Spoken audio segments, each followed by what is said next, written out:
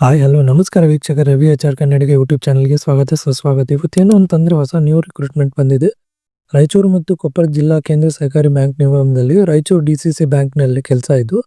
So ಯಾರೆಲ್ಲ apply ಮಾಡ್ಕೋಬೇಕಂತಿದ್ರೆ so ದಯವಿಟ್ಟು apply ಮಾಡ್ಕೊಳ್ಳಿ. ಲಾಸ್ಟ್ ಡೇಟ್ ಯಾವಾಗ ಅಂತಂತಂದ್ರೆ 22 ಡಿಸೆಂಬರಲ್ಲಿದೆ.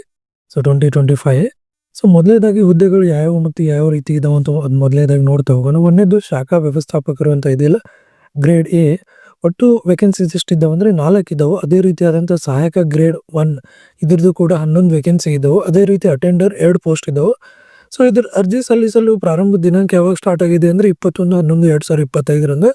ಅರ್ಜಿ ಸಲ್ಲಿಸಲು ಕೊನೆಯ ದಿನಾಂಕ ಯಾವುದು ಅಂತಂದರೆ 22/12/2025.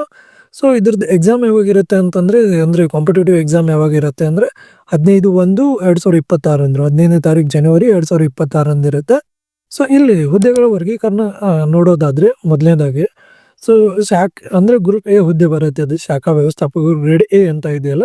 ಸೊ ಇದ್ರದ್ದು ಸಾಮಾನ್ಯ ಮತ್ತು ಸಾಮಾನ್ಯ ಕೆಟಗರಿಗೆ ಮೀಸಲಾತಿ ನೋಡೋದಾದ್ರೆ ಸಾಮಾನ್ಯಕ್ಕೆ ಒಂದಿದೆ, ಮಹಿಳೆಯರು ಒಂದಿದೆ ಸಾಮಾನ್ಯದಲ್ಲಿ. ಅದೇ ರೀತಿ ಗ್ರಾಮೀಣ ಯಾವುದೂ ಇಲ್ಲ. ಒಟ್ಟಾರೆ ಜನರಲ್ ಮೆರಿಟಿಗೆ 2 ಪೋಸ್ಟ್ ಇದಾವೆ. ಪರಿಶಿಷ್ಟ ಜಾತಿಗೆ ಎಷ್ಟು ಇದಾವೆ ಅಂತಂದ್ರೆ ಇತರೆ ಒಳಗೆ ಒಂದಿದೆ, ಒಟ್ಟಾರೆ 1 ಪೋಸ್ಟ್ ಇದೆ. ಸೊ ಅದೇ ರೀತಿ ಪರಿಶಿಷ್ಟ ಪಂಗಡ ಮತ್ತು ಇದು ಕೂಡ 1 ಪೋಸ್ಟ್ ಇದೆ. ಒಟ್ಟಾರೆ ಎಷ್ಟು ಪೋಸ್ಟ್ ಇದಾವೆ ಅಂದ್ರೆ 4 ಪೋಸ್ಟ್ ಇದಾವೆ. ಸೊ ನೆಕ್ಸ್ಟ್ ಗ್ರೂಪ್ ಸಿ ಆದಂಥ ಅಟೆಂಡರ್ ಎಷ್ಟಿದಾವೆ ಅಂತಂತಂದ್ರೆ ಸಾಮಾನ್ಯ ಕೂಡ ಒಂದಿದೆ ಇಲ್ಲಿ. ಸೊ ಮತ್ತು ಪರಿಶಿಷ್ಟ ಜಾತಿ ಮತ್ತು ಪ್ರವರ್ಗ ಎ ಕೂಡ 1 ಪೋಸ್ಟ್ ಇದೆ. ಒಟ್ಟಾರೆ ಅಟೆಂಡರ್ ಪೋಸ್ಟ್ ಗ್ರೂಪ್ ಸಿ ಅಲ್ಲಿ 2 ಪೋಸ್ಟ್ ಇದಾವೆ. ಸೊ ಅದೇ ರೀತಿಯಾದಂಥ ಸಹಾಯಕ ಗ್ರೇಡ್ ಎ ಗ್ರೂಪ್ ಬಿ ಹುದ್ದೆ ಇದು ಕೂಡ. ಸೊ ಇಲ್ಲಿ ಸಾಮಾನ್ಯಕ್ಕೂ 1 ಪೋಸ್ಟ್ ಇದೆ, ಮಹಿಳೆಯರಿಗೆ 2 ಇದೆ, ಗ್ರಾಮೀಣ ವಿಭಾಗದಲ್ಲಿ ಒಂದಿದೆ, ಅಂಗವಿಕಲರಿಗೂ ಕೂಡ ಒಂದಿದೆ. ಒಟ್ಟಾರೆ ಎಷ್ಟು ಪೋಸ್ಟ್ ಇದಾವೆ ಅಂದ್ರೆ 5 ಇದಾವೆ. ಪರಿಶಿಷ್ಟ ಜಾತಿ ಕೂಡ 1 ಪೋಸ್ಟ್ ಇದೆ. ಅದೇ ಪರಿಶಿಷ್ಟ ಜಾತಿ ಪ್ರವರ್ಗ ಬಿ ಕೂಡ 1 ಪೋಸ್ಟ್ ಇದೆ. ಪರಿಶಿಷ್ಟ ಪಂಗಡಕ್ಕೂ ಕೂಡ 1 ಪೋಸ್ಟ್ ಇದೆ. ಇತರೆಯಲ್ಲಿ ಪರಿಶಿಷ್ಟ ಪ್ರವರ್ಗ 1 ಅಂದ್ರೆ ಕೆಟಗರಿ 1ಗೂ ಕೂಡ 1 ಪೋಸ್ಟ್ ಇದೆ. ಸೊ ಪ್ರವರ್ಗ 2ಗೂ ಕೂಡ 1 ಪೋಸ್ಟ್ ಇದೆ. ಪ್ರವರ್ಗ 2B ಕೂಡ 1 ಪೋಸ್ಟ್ ಇದೆ. ಒಟ್ಟಾರೆ ಎಷ್ಟು ಪೋಸ್ಟ್ ಇದಾವೆ ಅಂತಂತಂದ್ರೆ 11 ಪೋಸ್ಟ್ ಇದಾವೆ.